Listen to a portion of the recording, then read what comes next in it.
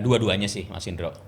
Hadirnya pelatih baru pasti kan memberikan rasa rasa percaya diri lagi lah kepada para pemain setelah pelatih sebelumnya gagal meloloskan Indonesia. Dan para pemain pasti juga sadar bahwa kegagalan mereka itu betul-betul mendapatkan sorotan dari fans atau supporter sepak bola Indonesia. Ketika di lapangan, ketika strategi diterapkan, yang lebih banyak berbicara siapa? Waktu zamannya Kluivert. Iya. Iya benar. Ini kan juga bagian penting gitu loh. Kok bukan head coach gue sih yang kasih instruksi pada saat misalnya pemain mau terjadi pergantian pemain gitu.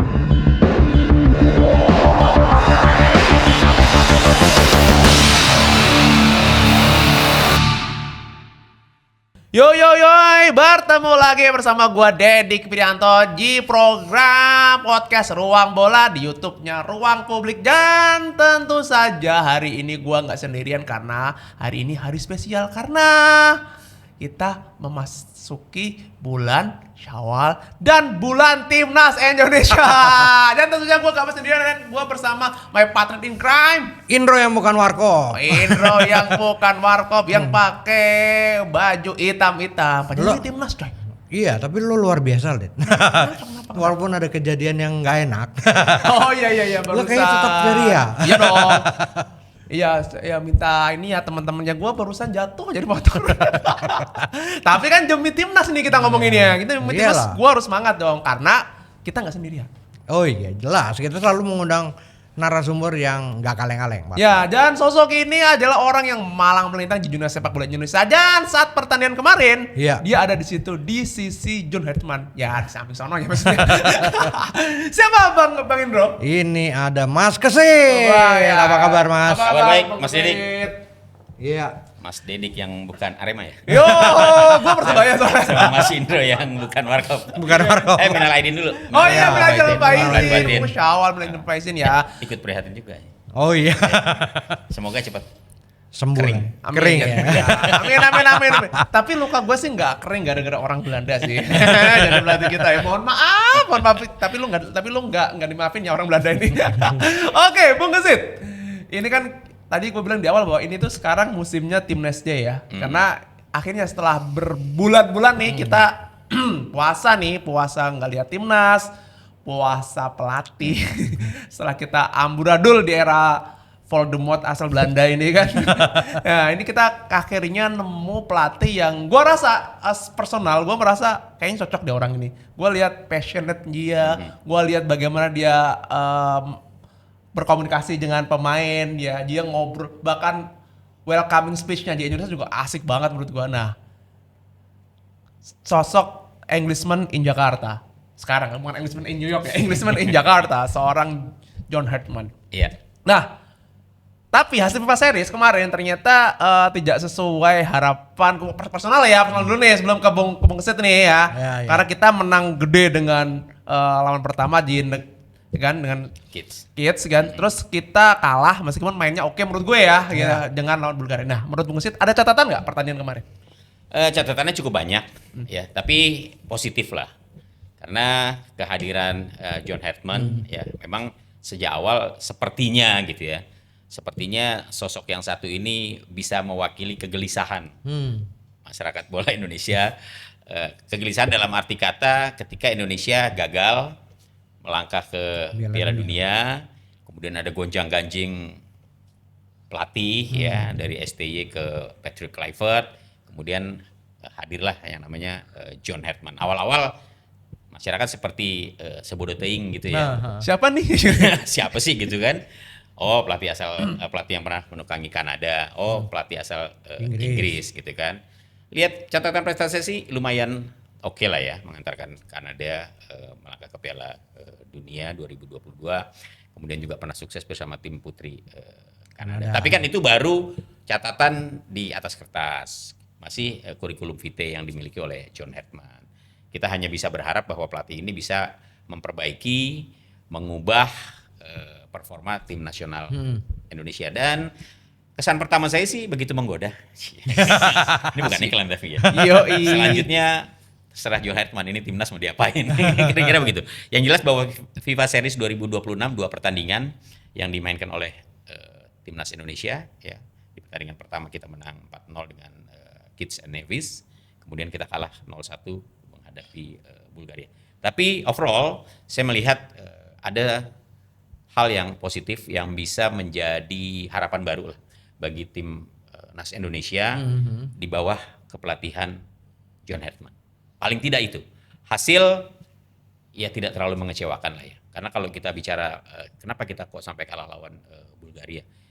This is Bulgaria, tim yang pernah tampil 7 kali di Piala Dunia. Walaupun di kualifikasi Piala Dunia 2026 ini mereka terpuruk ya menempati posisi terakhir di grup E zona Eropa, kalah bersaing dengan Spanyol dan Turki, bahkan kalah dengan Georgia juga. Mereka hanya mencatat 1 kali kemenangan di pertandingan penutup yang sudah tidak berpengaruh ya, 2-1 menghadapi Georgia. Tapi ya Bulgaria gitu loh, negara yang pernah menghadirkan pemain-pemain top di tahun 94 lah, itu puncak kejayaan Bulgaria ketika Stoichkov gitu ya. ya Hera Hristo Stoichkov, kemudian ada Yordan Letkov gitu ya, ada Balakov. Jadi tim atau negara yang memang cukup disegani di Eropa Timur. Dan kita kalah 0-1 ya, dari hasil pasti mengecewakan. Tapi kan sebenarnya bukan itu yang ingin dilihat dari performa kehadiran perdana dari John Hertman, yaitu timnas mulai kembali menemukan bentuk permainannya. Saya melihat timnas tampil lebih tenang walaupun kita masih lemah dalam hal pemain depan. Itu kesan yang saya tangkap di FIFA Series 2026 ini.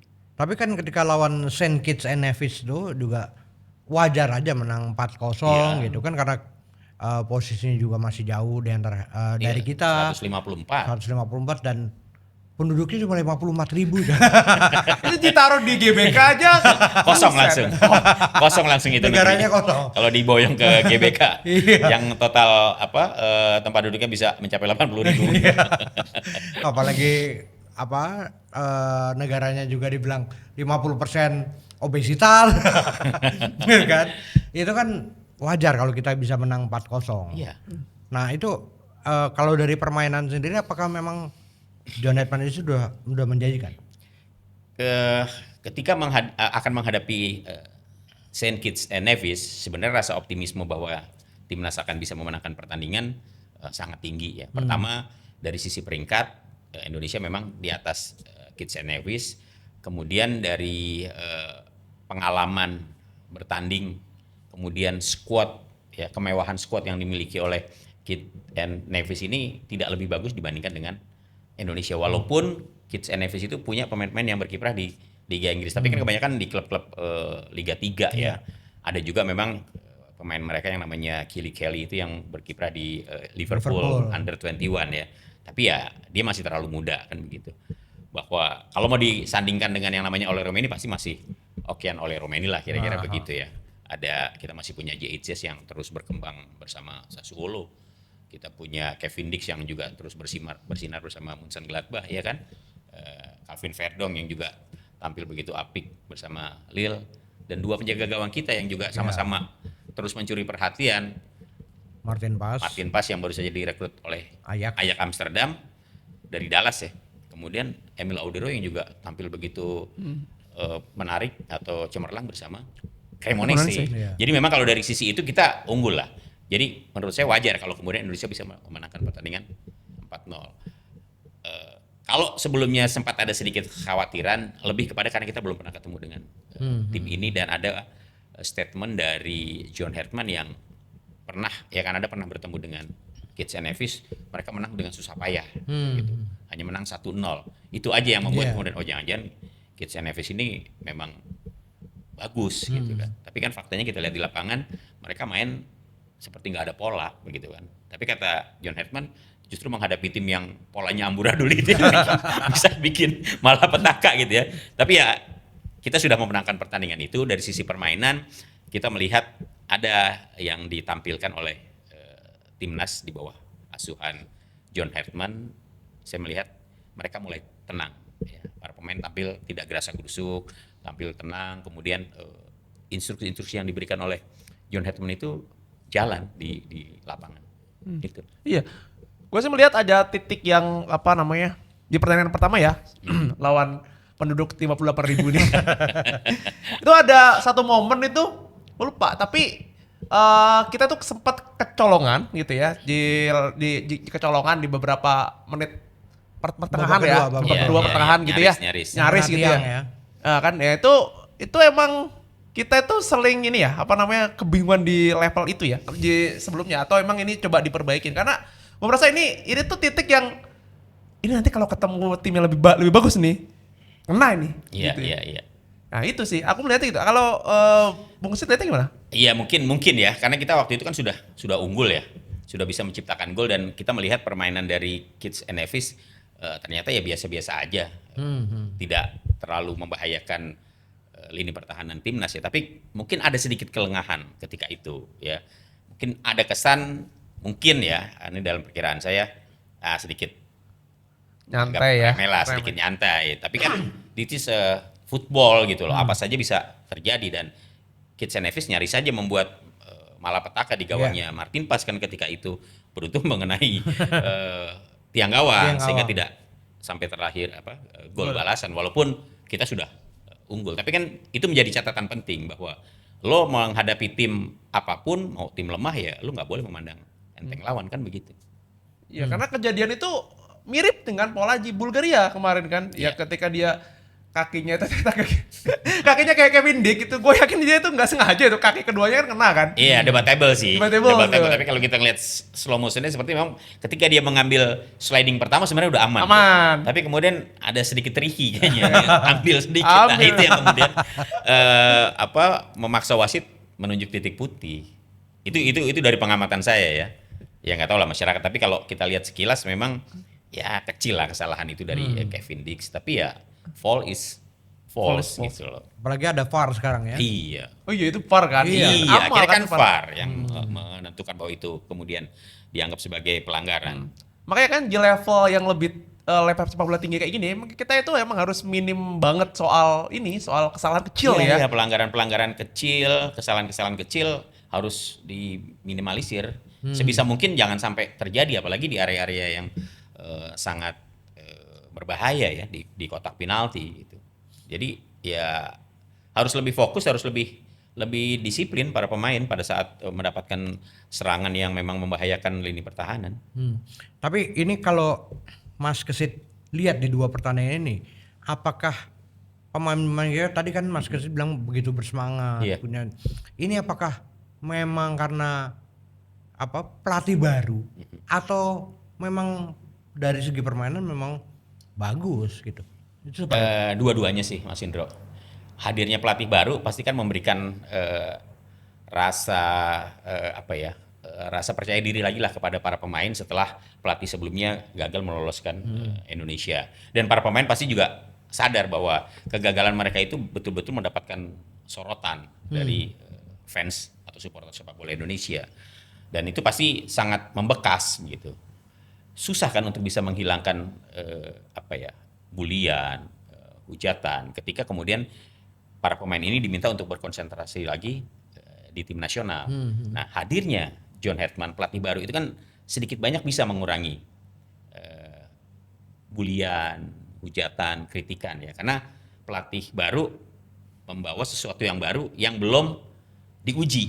Kan gitu. Jadi kalau kemudian para pemain lebih bersemangat, saya pikir itu juga salah satunya karena faktor pelatih. Kedua ya dengan pola permainan baru pasti para pemain juga penasaran seperti apa sih nih pelatih gue, dan mereka pasti juga punya motivasi untuk menunjukkan bahwa gue nih pantas masuk di squad lo, kira-kira begitu. Jadi memang dua-duanya saling berkaitan itu. Kalau lihat kayak misalnya MU gitu kan, King ketika, MU. Ya, biasa MU. Kan nyebut MU tuh King. Ogah. Itu kan dia ketika diganti Carrick, walaupun sebenarnya nggak istimewa tapi kan para pemainnya bisa lebih bersemangat lah dari sebelumnya, dari Amorin gitu ya. Nah ini apakah ntar juga kayak gitu lagi? Honeymoon gitu ya maksudnya? Iya, honeymoon. Ya bisa iya bisa tidak sih ya. Tapi kan kalau kita bicara di tim nasional kan berbeda ya. Di tim nasional itu yang dibawa adalah pride ya, yang dibawa itu lambang Garuda gitu ya, merah putih gitu. Jadi rasa atau tanggung jawab terhadap tim itu jauh lebih tinggi. Karena tidak ada lagi sekat. Kalau di klub itu kan persaingannya kan sangat ketat gitu. Apalagi tiap minggu dia harus bertanding gitu ya. Kalau di tim nasional kan enggak. Kita habis main nih kemarin ya kan di FIFA Series. Kita baru ketemu lagi nanti di bulan Juni ya di FIFA Matchday berikutnya. Kemudian break baru di AFF gitu. Kita belum tahu juga nih di AFF apakah Jeitzes, Verdong, Kevin Dix, Ole Romeni bisa tampil atau enggak, bisa ikut atau enggak, kan kita masih belum tahu. Jadi saya kira memang ketika mereka kembali ke tim nasional, rasa bangga itu muncul lagi. Ya, mereka mencoba untuk menghilangkan kisah-kisah yang tidak mengenakan pada era pelatih sebelumnya. Era pelatih sebelumnya. Enak banget ya ngomong itu tuh, gue pokoknya nggak dimaafin. Kayak siapa yang dipecat tadi? King MU. Pasti para pemain King MU juga nggak mau kan? Iya. Lagi pelatih sebelumnya. Amorim. Ya, pasti mereka kini hormat dan nurut sama yang namanya Michael Carey. Perumpamannya sebegitu. Oke. Gue penasaran ini, Bung Sid, soal ini kan soal taktik ya. Permasalahan timnas selama ini, entah di eranya Sintayong, di eranya Voldemort lagi gue, sama Patrick Kluivert itu kan, dan sekarang dilihat dari dua pertandingan ini kan dia selalu bingung ketika ngadepi tim-tim yang low block gitu. Iya, betul. Ini dan kita tuh sebenarnya salah satu yang membuat low block kebuka kan biasanya pemain yang punya skill yang tinggi gitu ya, bisa dobrak, bisa one on one menang ya. Yeah. Kita punya Emiliano Jonathan di zaman ini, tapi sekarang nggak punya. Gitu. Ini emang masalah di timnas atau emang masalah umum secara taktikal secara ini ya? Atau emang John Herdman ini sudah mengantisipasi? Karena beberapa pemain yang diambil kan setelah ini kan tidak ada pemain yang tipikal Emiliano Jonathan. Padahal kita punya banyak harusnya ya. Kita kan punya Indonesia kan terkenal punya pemain yang punya skill yang oke. Gitu. Iya memang di saat ada tim yang kemudian bermain dengan low block ya, yang dibutuhkan sebenarnya kan kesabaran. Karena ketika ball position berhasil dimenangkan, Indonesia kemarin 86% kan ball positionnya ya, atau 70-an ya, 70 ya, 70% lah. Artinya kita lebih unggul dibandingkan dengan Bulgaria. Tapi kan Bulgaria yang kemudian bisa memenangkan pertandingan. Kita hanya punya shoot on targetnya itu kalau nggak salah 3 sampai 4 ya. Iya. Tapi kan cuma satu peluang untuk bisa menciptakan gol itu kita punya 3 atau 4, tapi yang shoot on targetnya kan cuma 1. Yeah. 2 kali tiang gitu ya. Iya, sementara Bulgaria sekitar 9 dia punya kan, jauh lebih besar dan itu bisa lebih mengancam gitu. Nah kalau kemudian Indonesia dihadapkan pada persoalan bagaimana membongkar permainan dengan low block seperti itu, yang dibutuhkan sebenarnya kan tadi saya bilang ketenangan, kesabaran, dan kreativitas. Kita ketenangan sudah punya, kita kesabaran juga saya pikir sudah terlihat. Cuma kreativitas kita yang menurut saya masih belum ada gitu. Dan ini kembali kepada bagaimana kemudian pemain-pemain yang terlibat di squad timnas. Jujur aja, dalam situasi seperti itu ya, ketika kita sulit untuk membongkar pertahanan lawan, saya jadi teringat bahwa pemain sekelas atau seperti Tom Hey itu sangat dibutuhkan. Ya, striker yang punya daya gedor mematikan ya, predator itu juga sangat dibutuhkan. Sayangnya kita nggak ada. Kita punya Ramadan Sananta, tapi dia bukan tipikal striker yang predator gitu ya. Kita lihat dalam pertandingan menghadapi Kitts and Nevis 3 kali peluang tidak ada satupun yang bisa diciptakan oleh Ramadan Sananta.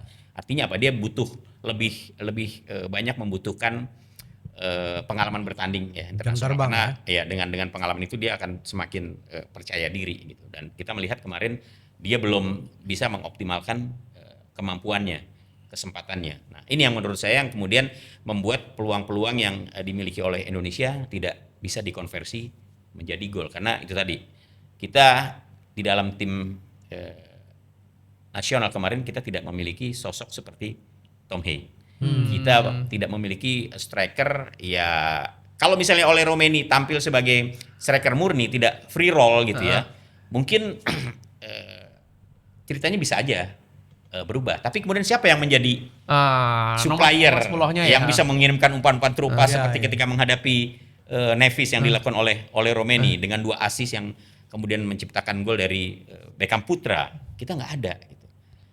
Ramadan Sananta yang diharapkan bisa mengganti peran itu ternyata belum mampu. Gitu. Ini yang saya lihat kenapa kemudian kita seperti sulit untuk bisa memecahkan kebuntuan ketika menghadapi tim dengan pertahanan yang begitu rapat, begitu rapih di area 16.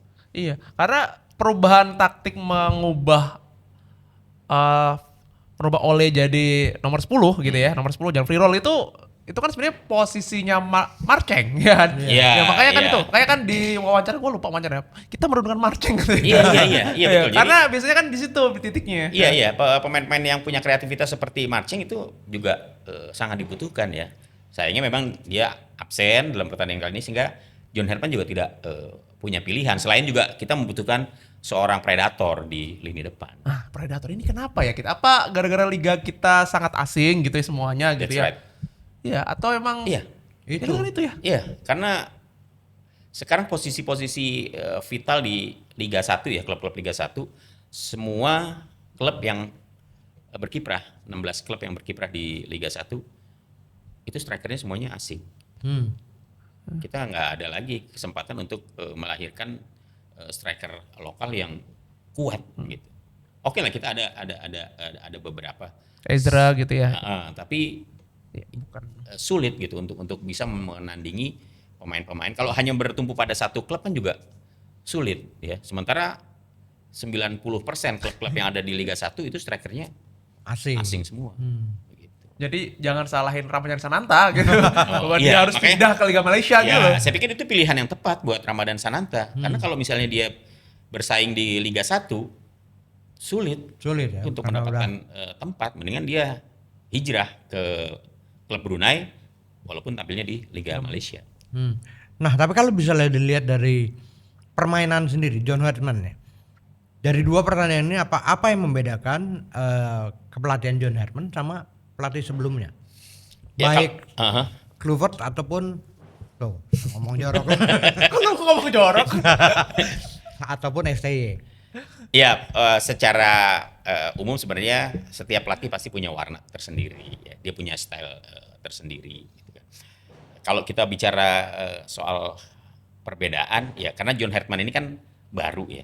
Jadi saya sendiri belum bisa melihat dengan lebih luas lagi apa yang membuat perbedaan itu antara STY, Patrick Kluivert dan John Herman. Mungkin di awal-awal ini yang bisa kita lihat adalah chemistry-nya dia kepada pemain cepat terbangun. Ya, tadi Dedik bilang statement-statement yang disampaikan, public speaking yang diperlihatkan oleh John Herman ini sangat mengena gitu, sangat itu dia pandai sekali berkomunikasi dan saya pikir ini salah satu yang membuat John Herman kemudian cepat akrab dengan para pemain. Ini kan penting bagi pelatih ya, dibandingkan dengan Kluivert. Kluivert saya pikir jarang berkomunikasi dengan pemain. Lebih banyak Alex Pastoor atau Danny Lanzat. Kan bahasanya Belanda sama. Iya, betul. Tapi kan ketika di lapangan, ketika strategi diterapkan, yang lebih banyak berbicara siapa? Waktu zamannya Kluivert. Iya. Iya, benar. Ini kan juga bagian penting gitu loh. Kok bukan head coach gue sih yang kasih instruksi pada saat misalnya pemain mau terjadi pergantian pemain gitu. Kan yang selalu kita lihat, yang selalu sibuk kan Alex Pastoor tuh, dia bawa ini kan. Nah gitu kan. Kan gini-gini aja kan. Ya paling kasih instruksi gitu kan. Ini saya pikir juga masalah komunikasi sangat penting. Nah di era STY ini juga kan terhambat. Karena dia tidak menguasai bahasa Inggris. Ya, dia lebih banyak menggunakan bahasa negaranya.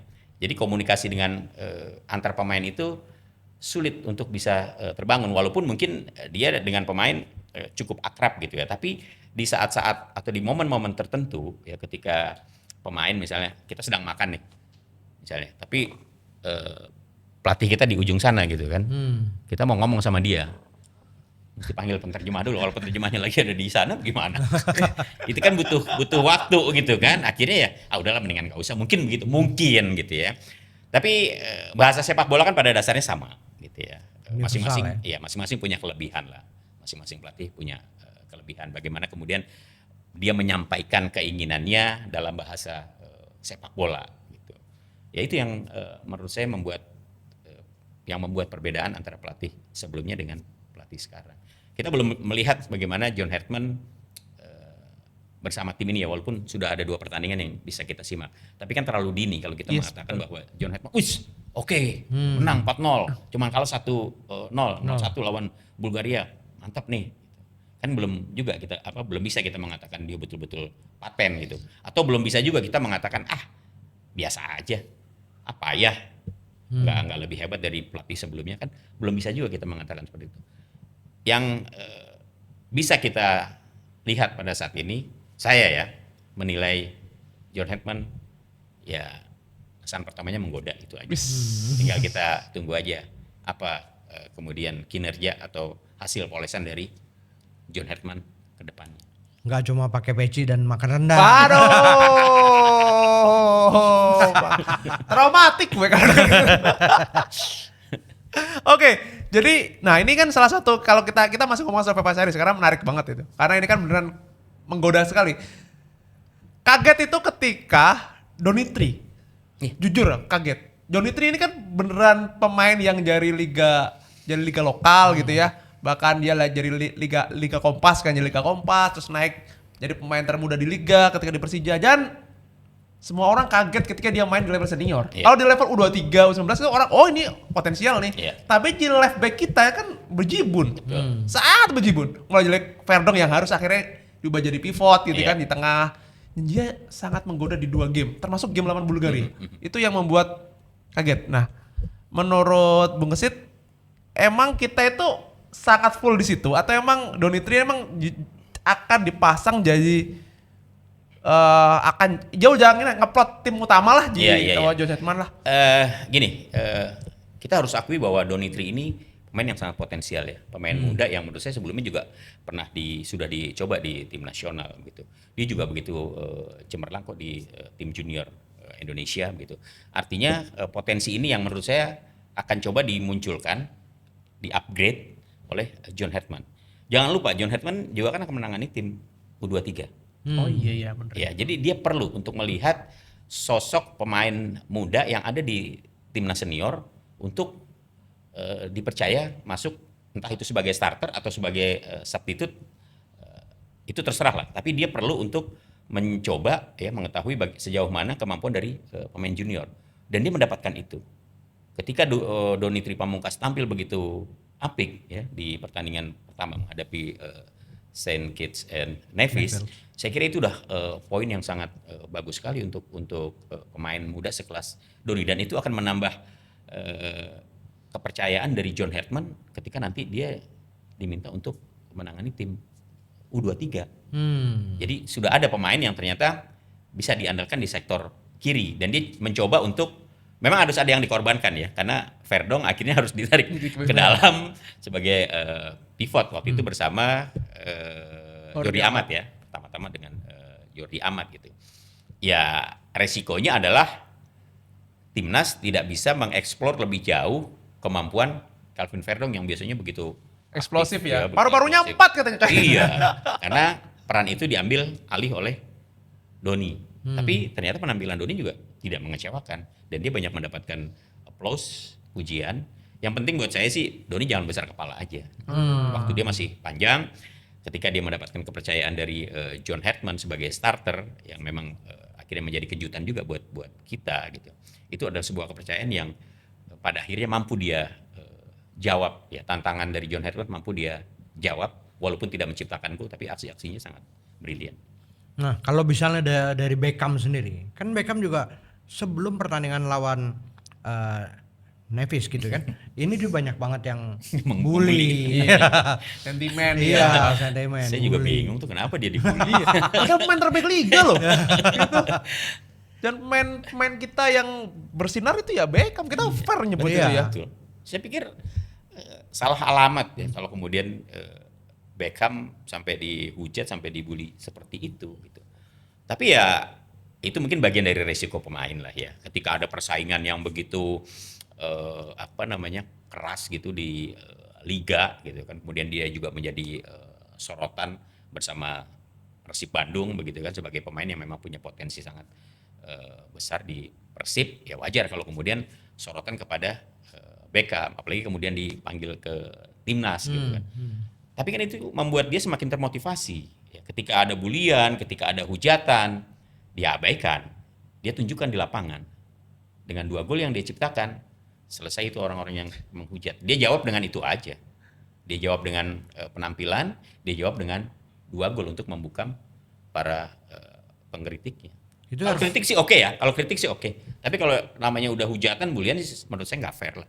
Nggak fair ya. Itu harus dilakukan sama Ramadan juga. Ramadan kan juga dapat bullying juga setelah pertandingan pertama. Iya, karena dianggap sebagai pemain yang menyia-nyiakan peluang kan begitu. Ya itu resiko lah, resiko di dunia maya, ya resiko ketika media sosial sudah sedemikian rupa, ya buat pemain, kalau saran saya sih cuekin aja, nggak perlu digubris, abaikan aja, lo tunjukin aja dengan prestasi, lo tunjukin dengan bukti seperti Beckham Putra. Ya. Karena menurut gua nggak fair juga. Ramadhan Sananta itu meskipun dia nggak, tapi kan secara sistemnya John Hedman ya, menurutku sih dia oke. Iya. Bahkan John Hedman dia bilang bahwa ini tuh seperti siapa striker Prancis tuh? Oliver Giroud. Oliver Giroud yang dia emang tidak bahkan Oliver Giroud tuh di Piala Dunia yang mereka juara kagak bikin shot on target men. Iya. Tapi kan timnya juara. Iya. Dan dia membuka ruang buat Mbappe. Mbappe kalau nggak ada dia nih, wah buset, kagak ngapa-ngapain dia gitu ya. Iya betul. Ya Mungkin kan? Beckham juga golnya tidak akan tercipta kalau misalnya tidak ada pergerakan yang dilakukan oleh Ramadan Sananta ya, pergerakan tanpa bola yang dilakukan oleh Ramadan Sananta kan salah satu golnya juga kan berawal dari Ramadan juga kan. Itu yang Sebelum kita itu ke Ole. fair. Nah itu yang agak heran juga dengan sikap netizen kita ya. Dikit-dikit gampang banget ngebully pemain. Itu sirik aja itu. Waduh, sirik. Sirik karena tak mampu itu. Waduh. Nah, karena kita udah ngomong bola lokal gitu ya, pemain-pemain lokal gitu ya di liga. Kita harus ngomongin AFF. Iya. Karena ya, Ngusit, gue tuh salah satu orang yang ini tuh bukan piala ciki menurutku. Ini tuh pride kita sebagai 6 kali negara yang Final. gagal. 6 kali, bukan sekali, bukan 2 kali, 6 kali men. Nih, 6. Bayangin 6 kali gagal dan di final berapa kali final ya? Double hat-trick ya. Ya gila itu. Gila itu. Dan kita gagal terus. Nah, ini John Hedman menurut Bung Sid bisa nggak? Juli loh, tinggal Juli loh. Ya kalau bisa atau enggaknya, kalau saya ditanya bisa nggak, dia harus bisa. Sama seperti Dedik juga, Mas Indro. Piala AFF itu saya nggak setuju juga lah kalau dibilang apa sih piala ciki, bahwa itu levelnya ya mungkin tidak terlalu tinggi seperti turnamen-turnamen resmi lainnya, tapi untuk menunjukkan jati diri Indonesia di kawasan Asia Tenggara di tengah hegemoninya Thailand dan sekarang Vietnam, Indonesia harus menunjukkan diri. Menunjukkan dirinya apa? Ya bukan hanya lagi sekedar menjadi finalis, tapi sebagai juara, dan kesempatan itu kan ada di tahun ini ketika Indonesia diperkuat oleh pemain-pemain diaspora dengan pelatih baru ya. Kalau kita menganggap bahwa Piala AFF nggak penting, saya pikir ya nggak bisa juga begitu gitu loh. Karena itu identitas kita di kawasan Asia Tenggara. Jadi kalau kemudian ditargetkan untuk bisa menjadi juara, saya sepakat gitu. Saya belum pernah lihat Indonesia juara di AFF kan gitu kan. Kita sama-sama belum pernah melihat. Saya ngikutin loh dari pertama nih. Oh, Piala Tiger berarti ya? Dulu Piala Tiger tahun 96 itu kan pertama kali. Saya berangkat itu ke Singapura. Oh, menarik. Iya, saya berangkat waktu itu pelatihnya Danur Windo kan. Saya waktu itu pemainnya ada Robi Darwis, ada Fahri Husaini, ada Ansyari Lubis ya. Saya ikut itu. Saya seminggu di Singapura waktu itu. Saya ikut dan ternyata kita gagal. Dan setelah itu kan saya ikutin terus. 2016 saya ngeliat lagi langsung di Thailand ketika kita final menghadapi Thailand. Ternyata gagal juga gitu kan. Tadinya saya berharap bisa juara gitu kan. Tapi ternyata enggak juga gitu. Sebelumnya di 2010 yang rame dengan Malaysia itu juga kita gagal gitu kan. Jadi ya kapan lagi gitu. Sekaranglah saatnya untuk menunjukkan identitas bahwa Indonesia negara yang saat ini sudah banyak diperkuat oleh pemain-pemain diaspora. Ya menurut saya ironis aja kalau misalnya nggak sampai juara gitu. Iya, karena akan terus menjadi apa? Menjadi ledekan kali ya. Iya. Dari Vietnam atau Karena Thailand, Arab atau kan mungkin Malaysia juga. Iya. Karena Iya nih Arab kan sebel. first loser ya.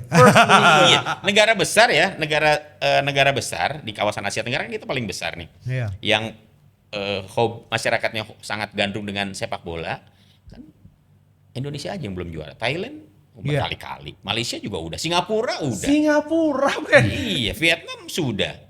Kita yang katanya dulu macan Asia, mosok meraih piala Ciki. Salah. Piala AFF aja nggak bisa sih. Iya, masa jadi penjaga piala doang kayak Ah. tim liga itu tuh, Liga Inggris apa itu loh. Arsenal. Lu yang bilang ya, bukan gue ya. Arsenal tahun ini juara lah gitu.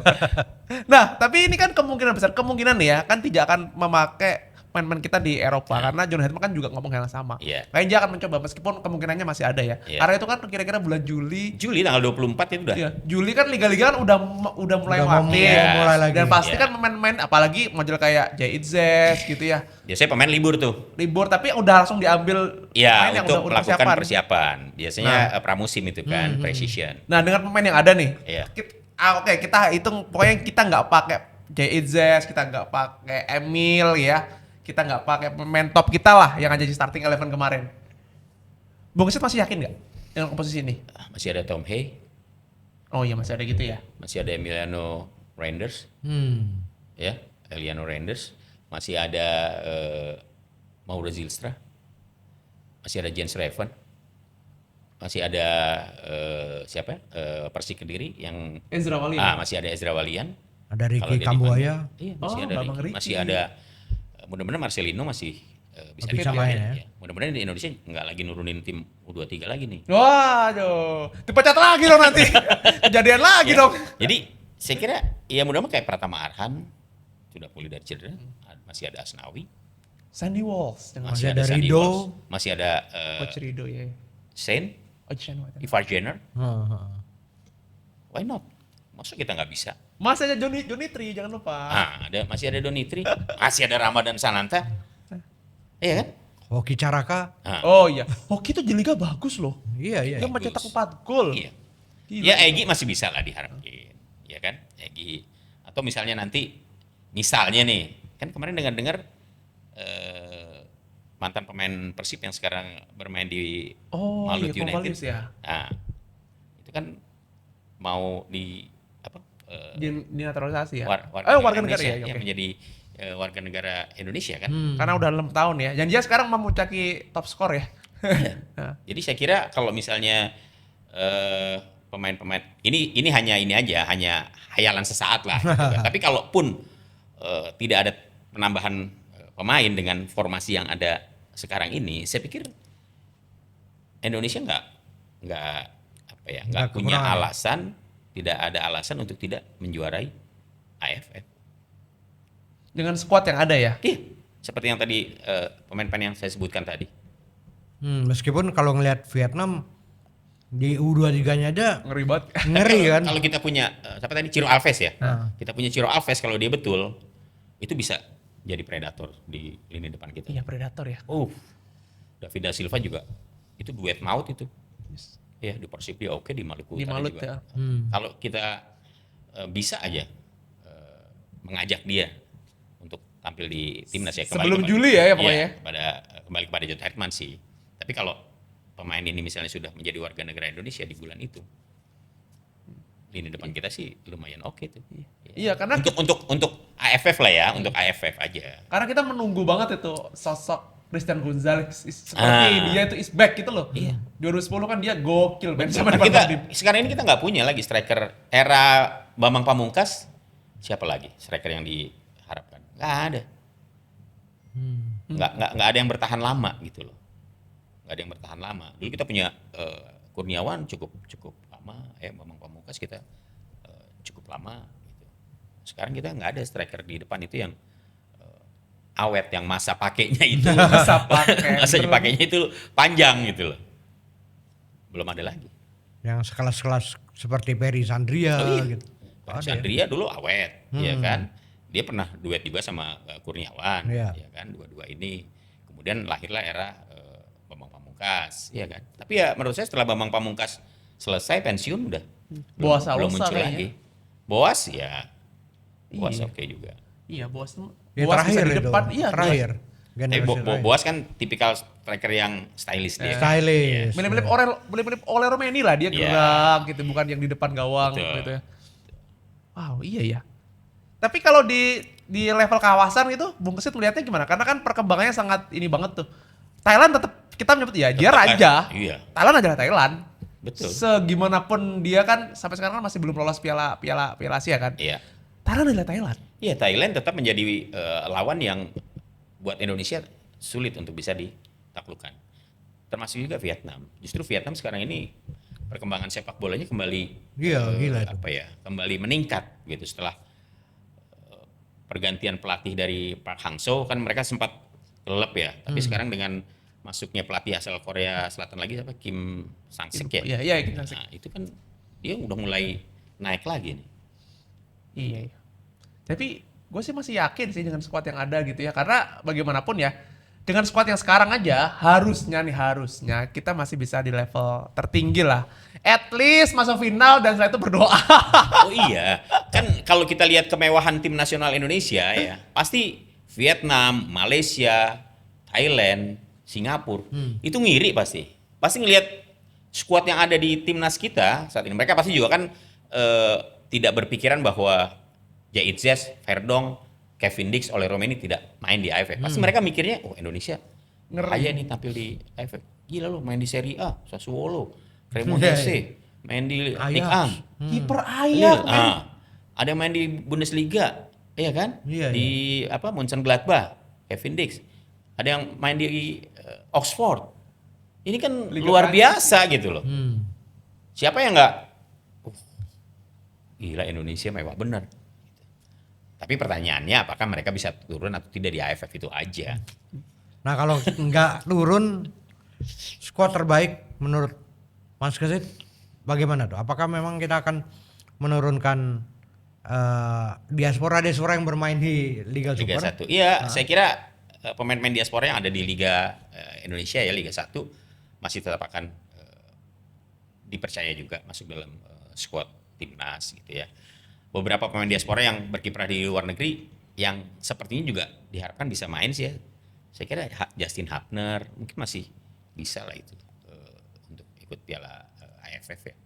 Kalau misalnya Justin Hapner ini bisa ikut ya lumayan sih di Selesai urusan di belakang itu. pertahanan. Kan masih ada Skirido. Iya, Di iya. Skirido juga pasti tampil. Masih ada Asnawi di Asnawi kalau udah sehat ya. Iya, masih ada tadi siapa Doni Tripamungkas, Pratama Arhan, ya kan. Saya pikir dengan Pratama Arhan tampil di Liga Thailand, demikian juga dengan Asnawi, mereka adalah pemain-pemain yang cukup bisa diandalkan lah. Sayang aja mereka cedera sehingga kita tidak bisa melihat potensi dia sejauh ini setelah tidak lagi setelah timnas tidak lagi ditangani oleh STY kan, dia semenjak Patrick Kluivert kan tidak masuk kan si Asnawi. Iya, dan yang gua suka dari John Hartman kan dia kan kemarin tuh mengubah bukan mau sih. Sebenarnya saat main di Persija gelandang bertahannya kan si siapa? Sorry kemarin yang pivotnya kan antara Jordi Amat. Iya. Abang King Jordi Amat ini kan dia rajanya. Iya. King Jordi Amat ini kan dia diubah oleh pelatih Persija untuk jadi gelandang bertahan kan. Sedangkan kalau toh misalnya di Joe Pelipesi nggak bisa gitu ya. Gue bayangin kalau di tengah kita di AFF itu ada saat tengahnya itu ada Jordi Amat Iya, ada sama Jordi Tom Amat. Hai. Tom Hai. Iya. Ngeri banget itu. Iya. Ya Jordi kan? Amat kan masih bisa diandalkan juga. Tadi lupa kita sebut Jordi Iya. Amat. Kan dia udah pemain Persija kan. Artinya kans dia untuk main di AFF kan sangat besar gitu. Tom Hai bermain di Persib, Eliano di Persib. Iya kan? Masih ada Rafael Strijk, mudah-mudahan dia bisa bangkit dalam lagi beberapa ya. bulan terakhir ini di Liga 1 bersama Dewa United gitu. Iya gitu. Iya. Kiper kita juga masih oke menurutku. Kiper masih ada Nadeo kan masuk. Ya, Iya. kita masih punya Hernando, walaupun dia tidak dipanggil, tapi saya pikir pengalaman internasional Hernando sangat Penting ya. penting. Ada Teja Mukti yang juga tampil brilian walaupun dia tidak dipanggil, tapi kan Cahaya Supriyadi juga oke sih di Liga. Cahaya oke. Kalau Cahaya kan mungkin persiapannya bagi John Herman adalah untuk U23 ya? U23-nya itu dia perlu itu. Iya. Oke, ini menarik sekali. Jadi Bung Kesit masih sangat yakin kita mengakhiri kutukan ya? Harus diakhiri kutukan itu. Harus diakhiri, bukan harus diakhiri. Mau kapan lagi? Iya Mau kan? kapan lagi? Aduh. Tahun 96 kita ikut, maksudnya 2026 yang sama-sama 6 kita nggak bisa. Oh wow, 2009. 30 tahun ya? 30. Iya, Ya kan? 30 tahun. Iya. 30 tahun, wah. Iya, harusnya 30 tahun harusnya juara lah. Harusnya juara. Iya kan? Nah, Kalau sorry, saya potong. Kalau SEA Games kita meraih emas terakhir 91, kemudian 2023 kan kita butuh 32 tahun. Iya. Ya kalau AFF jangan nunggu sampai 32 tahun lah, 30 tahun lah sekarang gitu loh. iya benar. Jangan sampai 32 tahun pokoknya. Iya. Oh, cukup kayak Liverpool ya. Iya, mohon. Jangan nyamain mau 32 tahun kayak Orde Baru aja. Nah, kita tumbangin Orde Baru, jangan sampai kayak Liverpool, kita harus juara AFF. Nah, Iya. ini FIFA juga membuat ASEAN Cup. Ya. September dan Oktober. Ini menarik banget karena di situ ini kan saat apa namanya? International friendly match kan. Friendly Jadi match. semua pemain itu bisa apa namanya? Bisa bisa dipanggil. Iya, bisa dipanggil. termasuk main-main kita di Eropa. Iya. Gitu ya. Nah, ini jadi lebih menarik lagi karena menurutku dengan squad yang ini kayaknya kita udah paling mewah dari Asia Tenggara. Iya, benar. Dan ini malah menurutku agak lebih gampang ya. Agak lebih gampang kita itu di level juara. Nah, pertanyaannya, ini kalau kita menyebut kalau FIFA Series kan John Hetman gagal nih. AFF naudzubillah misalnya kita gagal gitu ya. ASEAN Cup juara. Ini atau mungkin gagal. Ini apakah ini the end of John Hetman cukup gitu atau emang gimana? Gini, kita harus mengembalikan lagi dengan apa yang diproyeksikan PSSI terhadap tim nasional di bawah asuhan John Hetman kan gitu. Kemarin John Hetman dalam statementnya lah, ketika pertandingan sudah selesai, dia kan ke tribun penonton tuh. Iya, iya. Iya, demen Iya banget kan? gitu. Dia ngomong, dia bilang kita akan lolos Piala Piala Dunia 2030. Iya kan? Kita akan lolos Piala Dunia 2030. Ini kan sebuah pemantik yang menurut saya ya sangat baik lah gitu kan. Artinya itu bisa menjadi modal penyemangat bagi para pemain. Nah, sekarang kalau John Hetman dipatok untuk, walaupun dia baru dikontrak 2 tahun kan, kalau harapannya Indonesia bisa lolos 2030, ya PSSI harus komit. Iya, iya. Iya dong, harus komit. Sambil dilihat bahwa laga perdana di FIFA Series kemarin kesannya sudah begitu menggoda. Artinya John Hetman sudah mendapatkan aura yang positif untuk meneruskan kepemimpinannya di tim nasional Indonesia. Ya, nanti ada AFF. AFF ini juga kan ujian juga buat Indonesia sampai sejauh mana Indonesia kemudian bisa berbicara lebih banyak lagi dengan meraih juara. Itu akan menjadi nilai positif juga, yang sangat positif kalau AFF bisa juara. Berarti hanya John Hetman yang bisa mengakhiri kutukan. Hanya John Hetman. Kan itu yang ditunggu kan itu. Iya, Ya, bahwa kemudian AFF juara, kemudian ada ASEAN Cup. ASEAN Cup ya. Kemudian Indonesia tidak bisa berbicara banyak. Saya pikir itu nggak terlalu masalah kalau di AFF-nya Indonesia bisa meraih juara. Tapi kalau di AFF-nya Indonesia tidak meraih juara, kemudian ada event di FIFA ASEAN Cup itu Indonesia juara, nilainya mungkin tidak sebesar ketika Indonesia atau prestasi itu tidak sebesar nilainya ketika Indonesia tampil di AFF. Karena ini kan kalau FIFA ASEAN Cup kan baru pertama. Iya, iya. Ya kan? Baru pertama. Sementara AFF ini adalah event yang selalu ditunggu-tunggu oleh fans Indonesia. Gitu. Kapan sih Indonesia juara? Gitu. Jadi saya pikir AFF menjadi sesuatu yang sangat penting bagi John Hetman ya, untuk menunjukkan kapasitasnya bahwa dia bisa memecahkan kutukan, kalau itu memang disebut kutukan ya. Jangan deh. Buat Indonesia gitu Di loh. otak kita malah itu terkutuk banget ya. Saya kira itu bagus. Sama juga misalnya ketika pelatih timnas U23 lah ya, Coach Indra Safri berhasil memecahkan kebutuhan Indonesia selama 32 tahun untuk bisa meraih medali emas SEA Games. Walaupun pada akhirnya kemudian dia tidak bisa melanjutkan lagi perannya sebagai pelatih di timnas. Tapi kan dia sudah meninggalkan sesuatu yang sangat bersejarah yang pasti orang akan mengenang terus gitu. Itu. Jadi saya kira memang John Hetman kalau dia dituntut untuk bisa meraih juara Piala AFF itu sangat wajar. Nah ini kan cuma masalahnya kan terkadang di federasi. Kadang-kadang legacy ini. Kayak pergantian Sintayong ini kan juga dinilai karena Sintayong bukan legasinya Pak Ete nih. Ini kan yang milih ketua teman bule lama. gitu ya. Sementara Pak Ete kan sejauh ini sampai 2027 ya. Iya. Ada kemungkinan pergantian. Takutnya nanti walaupun John Herdman bagus gitu kan, ini bukan legacy gue nih. Ini kan politik kayak gitu yang bisa mengganggu sepak bola Indonesia. Iya, saya kira gini, pengalaman dari era kepelatihan sebelumnya itu kan menjadi guru yang terbaik sebenarnya untuk PSSI begitu loh. Jangan sampai kemudian situasi-situasi itu berulang lagi ya. Kalau kita mau percaya, kan kita berkali-kali bilang nih, ini mulut udah berbusa-busa ngomong, ayo dong, percaya proses kan begitu. Ya ini harus dijalankan. Kalau misalnya memang targetnya yang diberikan kepada John Herdman adalah meloloskan Indonesia ke 2030, ya kita komit dong gitu. Jadi ketika misalnya nanti nih, kita nggak tahu lah tahun 2027 Kongres PSSI apakah Pak Erick kepilih kembali atau tidak gitu kan. Kita nggak tahu ya. Hanya Tuhan yang tahu kan begitu. Sama Pak Erick sendiri mungkin. Dan footer ya. Dan footer. Tapi kan tanda-tanda gitu ya. Tanda-tanda Pak Erick bakal kepilih lagi itu kan sebenarnya kalau kita lihat sudah mulai dirancang dari sekarang gitu. Tujuannya apa ya? Untuk supaya programnya tetap berjalan. Tapi kalaupun yang terburuk misalnya tidak lanjut, ya ketua umum sebelumnya harus komit juga dengan program ini gitu. Karena kalau menghentikan pelatih, memecat pelatih di tengah jalan di saat tim sudah berjalan di relnya, itu kan menjadi gak bagus gitu. Nanti 2030 akhirnya jadi acak-acakan semua.